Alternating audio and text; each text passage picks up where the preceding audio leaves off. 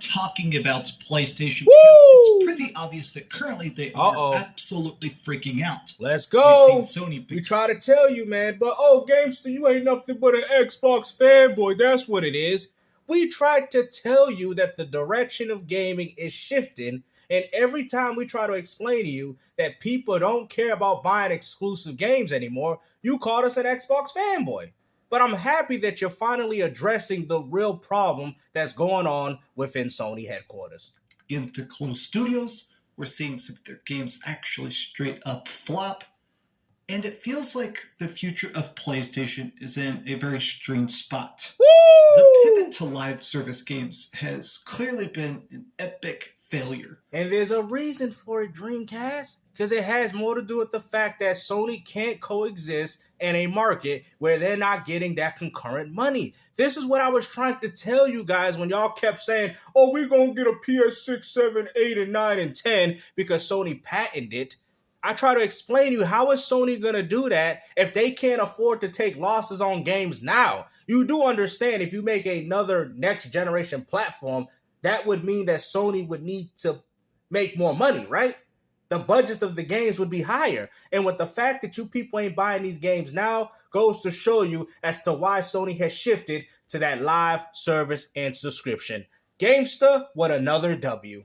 For Sony, their whole idea of going from their single-player legacy, the games that made them literally not only the biggest company on the planet, but so incredibly popular. Stuff like Gran Turismo, Ratchet & Clank, Infamous, Spider-Man, Sackboy, God of War.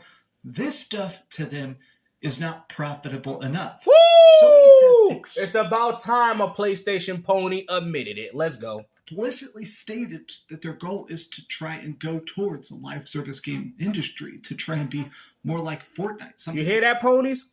Gamester, what another W. What did I try to tell you, man?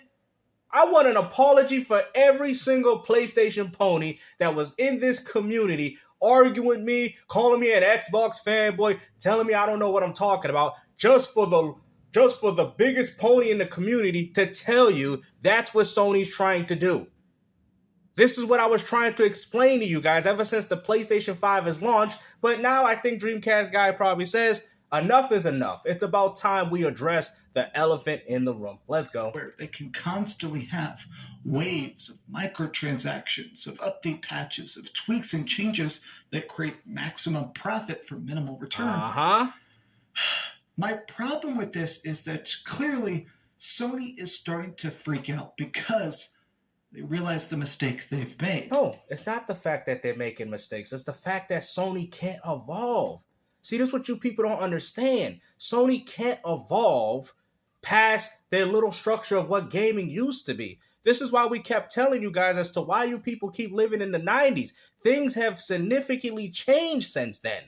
Those same people that bought those PlayStation 1s probably don't even exist anymore. You got to remember, they were probably 30 years old when those systems came out. You really think they still gaming now? But I'm choosing to take this as a good sign. Oh, well, it's a good sign. Oh, here we go with the capping. Really? Because if this was Microsoft, you would out here be saying they're dead. Come on, bro. Why. Hi, hope you're having a great day. Only Sony, for some reason, can pull off a victory, no matter how bleak something is. If you could, please give this video a like and subscribe. Sony has the ultimate plot armor. Now, real quick, before we start to go into headlines and news and stuff like that, I do want to say I am not anti-multiplayer. I love multiplayer. Look at that. You see, for every Call of Duty game that y'all picked up, you could have went out there and supported Concord. Look at what you people are playing, man. And like I said, this goes as far to my other argument. People that play PlayStation pick it up for games like this, which is currently owned by Microsoft. You're not helping Sony by playing this game. Like every time you people go out there to the store to pick up Call of Duty, remember every one exclusive game dies in the honor of PlayStation. A lot of multiplayer, but when I think about my favorite Sony memories, my favorite times holding a PlayStation controller, it is those cool times where I'm actually experiencing a great story. What are you talking about, man? And what's even more funny, why are you using Final Fantasy VII as an example? That game ain't even exclusive. That game is made by Square. You see? let's go back to the other argument that I brought up, that the PlayStation 1 and 2 built their whole foundation off third party, not in-house studios. That's why when these games decided to make games elsewhere, nobody sees the appeal to PlayStation no more. Sony should have focused on their own in-house studios, and if you wanted to bring up a video like this, you should have used a game like Legend of Legaia or Legend of Dragoon. Why didn't you use a game that Sony actually owns, but instead you use a game from Square? There you go. Like I said, GameStar with another W. A great world, a great chance to just hold the controller and play an RPG or something that really blows my mind. This is what got me to love PlayStation in the first place. Yeah, third-party games. You see? And this is why PlayStation is struggling now. This is why people don't care enough to support PlayStation games, because you guys put more of an emphasis and a value on third-party. I've told you guys, even in my previous video, PlayStation fanboys have never bought exclusives. You just bought these games because they was exclusive at the time. But now that these games are everywhere else, look at it. Look at the appeal of PlayStation now, guys. Do people single-handedly go out there to pick up a PS5 to play? I mean, they did what Uncharted did and Last of Us, but are they still doing that now? They're not. It's dying down, and this is what I was trying to explain to you clowns. And while there are a lot of good multiplayer games, I guess I just don't think about Sony as doing this hard pivot into making as many live service expensive projects as possible. That's the only way Sony can survive. So a big inspiration for this video was this tweet I saw yesterday that said, this year in 2024, PlayStation has closed more studios than released first-party exclusives. Now, this is insane, and I guess technically you could consider this as half true because they've done some... It ain't no half true. Masters and ports and stuff like that. But yeah, remasters and ports, bro. I'm sorry, man. No real gamers counting those.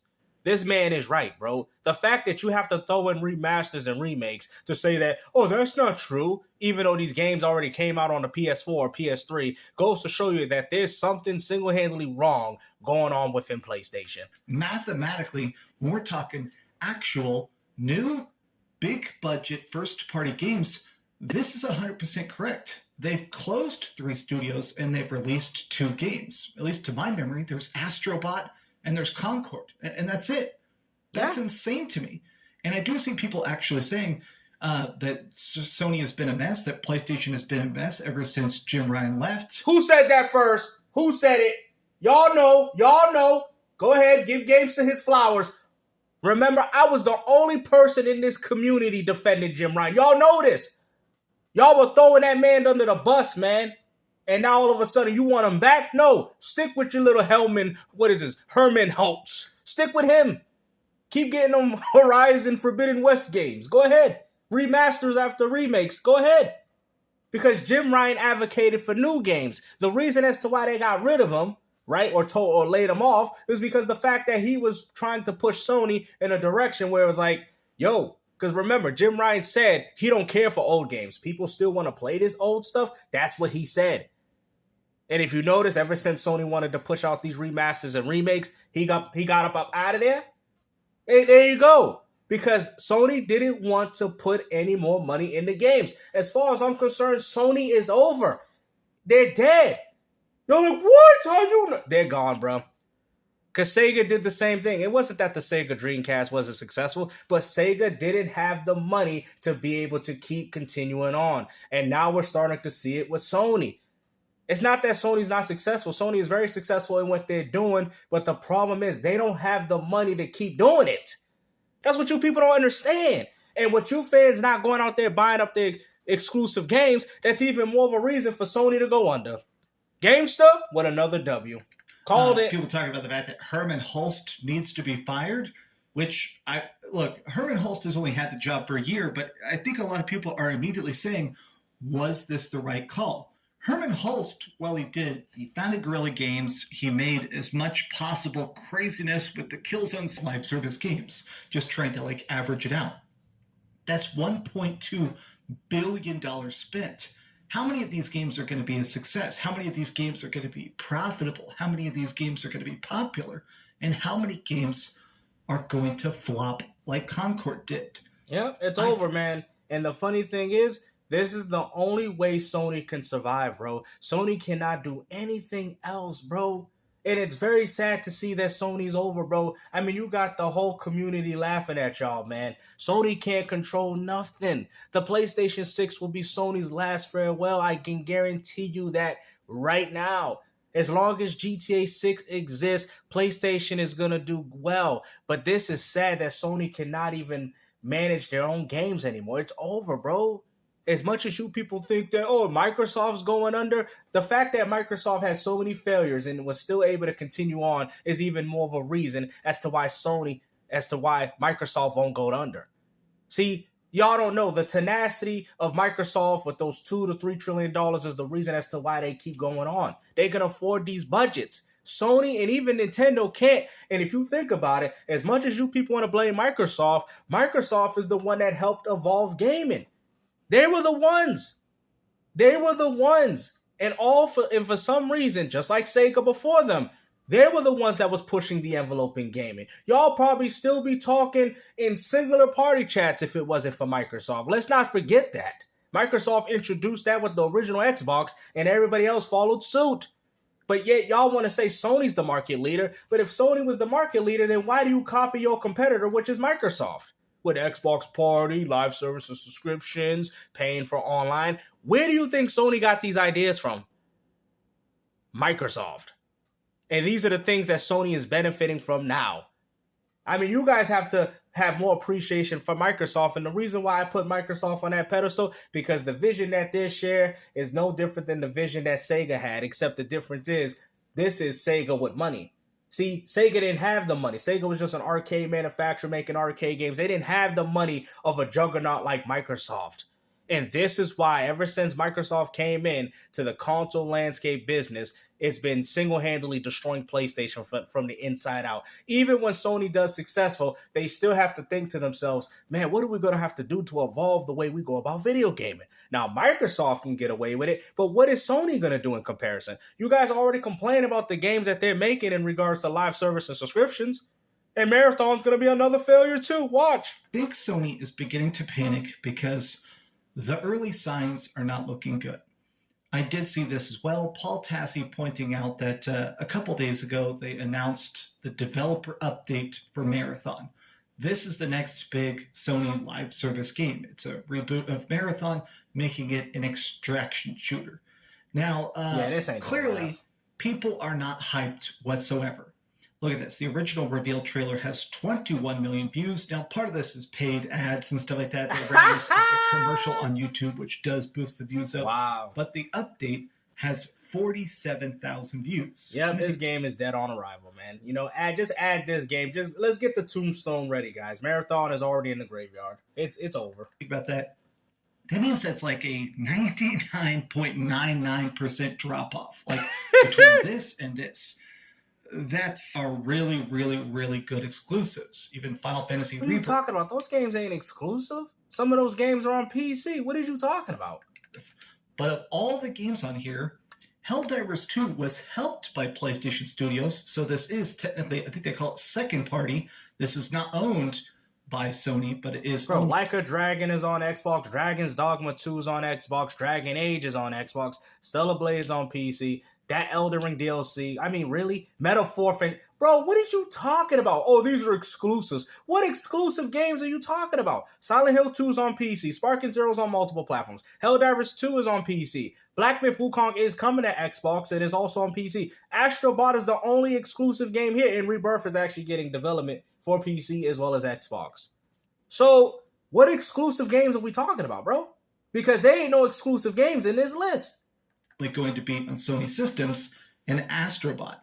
So Astrobot is the only first-party game in the entire year that I feel like people are actually talking about. Wow. And to me, that is a bad sign. Like, I'm not even trying to back on Sony or say they're lazy or incompetent. You sure? I mean, with all those remasters and remakes, I'm going to go as far to say lazy. Or like that. It's just the fact that in order to actually construct a big brand, right?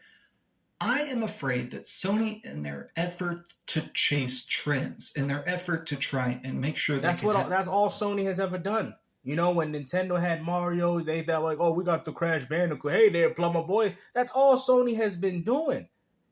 Bro, they even copy the design of the Super Nintendo controller. That's all Sony is. Has been nothing but an imitator. PlayStation Move, Nintendo Wii, anybody? Bro, what has Sony really innovated? Ask yourself, man. As much as y'all say Xbox don't have the most hardware, so I can talk about the innovations of what Sega and Microsoft have done. I mean, some people would go as far to say that the Sega Nomad was the original Nintendo Switch, where you could play Genesis home console games on the TV and on the go. These were things offered by Sega. Sega Dreamcast had motion controls. Sega Saturn, or even the Genesis, had some form of online connectivity and support. With the Sega Channel, bro, which is very rare. If you think about it, the Sega Channel is very reminiscent to what? Xbox Game Pass. So when you guys sit there and say, oh, why do you like Xbox so much? It's because I'm a Sega fan. And I like what Sega did, therefore I'm going to like what Microsoft did. Nothing Sony did was revolutionary. Even Nintendo has evolved the way we go about gaming. But tell me what Sony game really helped evolve the way we play gaming. Jumping Flash, everybody? Really? Like, think about it for a minute. What has Sony did? What is the most evolutionary game that they've ever released? I'll think of one. Hold on, let me see. Nothing. Sony hasn't evolved anything. I can think of Nintendo, Sega, and Microsoft, but I can't think of Sony. I bet y'all can't even think of one. And then you guys probably say, oh, Bushido Blade! That's like For Honor. That's Square. That's not by Sony. Think of a product that Sony did that revolutionized the way we play gaming from themselves. Even Legend of Dragoon was just another Final Fantasy. It was made by the same people that made Final Fantasy. Like, if you bro, come on, man. Sony has never been about innovation, bro. They've been nothing but imitation. That's all it is. Have their own MMO, or make sure they have their own battle pass heavy crazy experience that can be connected to every upcoming movie and have cross integration with other brands and stuff like that. I think in their effort to try and chase that huge infinite budget, I think they're kind of forgetting what actually made them big in the first place. Which is what? Their games.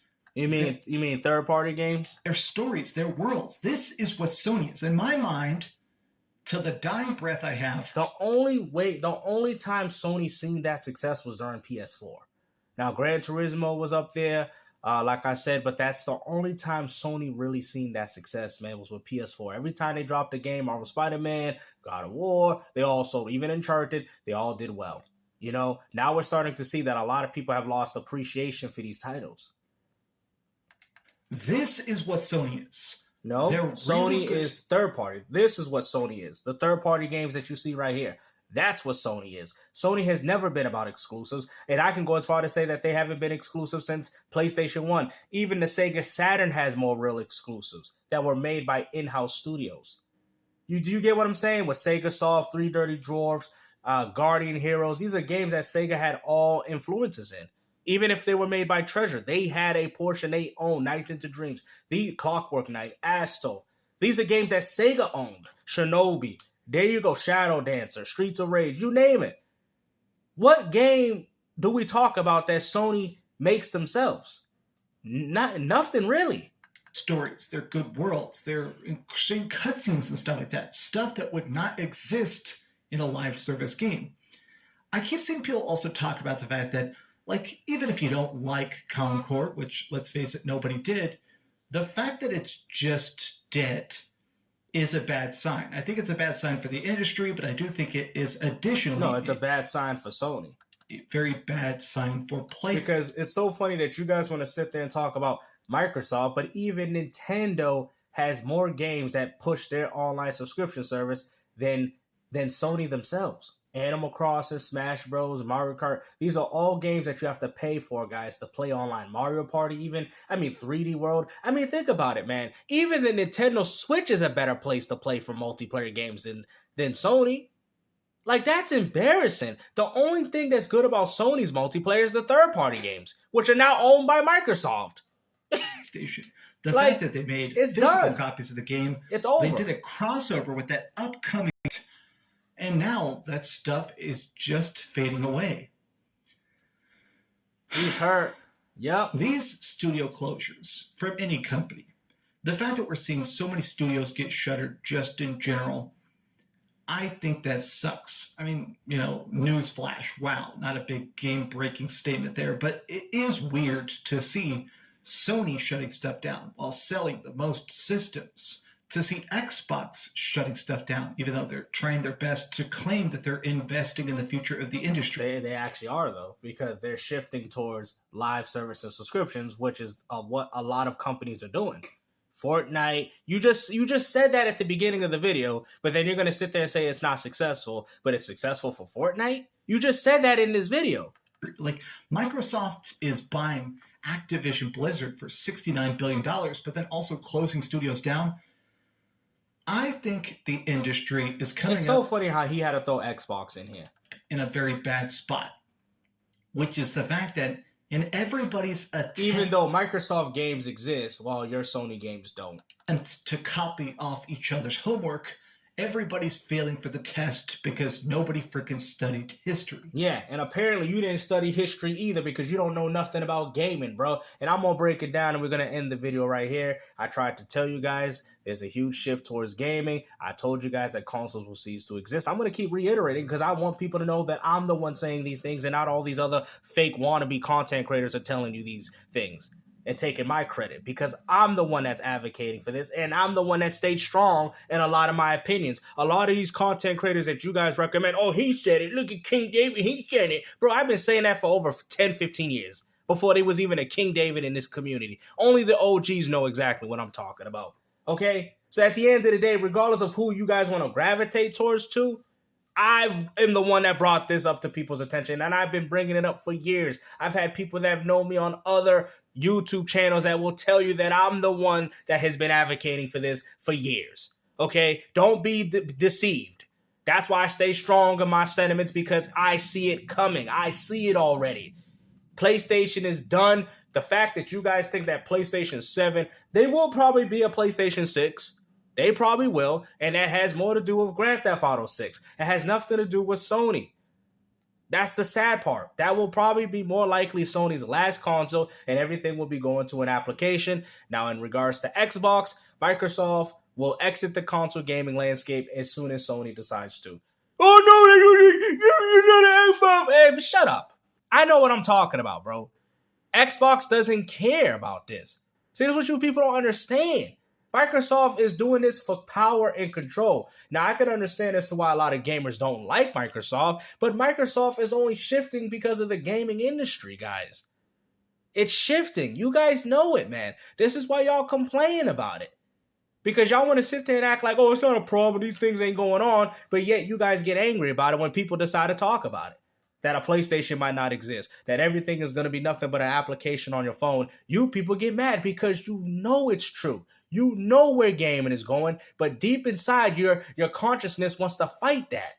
That's what it is. It's about time you people admit the truth and understand that these companies don't love you. It's done. For any of the real gamers out there, your era is over. I already understand that. That's why I don't care no more. That's why I'm telling y'all the truth, so you guys can wake up and say, you know what, Gamester, you got a point, man. I'm gonna just enjoy games, enjoy my childhood, and just laugh at these ponies, or just laugh at anybody acting like this. Because to be honest with you, you people ain't nothing but a joke. But hopefully you guys enjoyed this video, man. Like I said, it's very unfortunate that these 3 PlayStation studios have gone under. But hey, it is what it is. More companies are gonna shift towards live service and subscription. Remember, Nintendo was one of the first few companies that didn't care about doing online gaming, and yet they're putting online on all their games. 3D World, they put online even in the new Mario Party. So that shows you that even Nintendo knows as well. But hopefully you guys enjoyed this video, man. And like I said, take care. Peace out.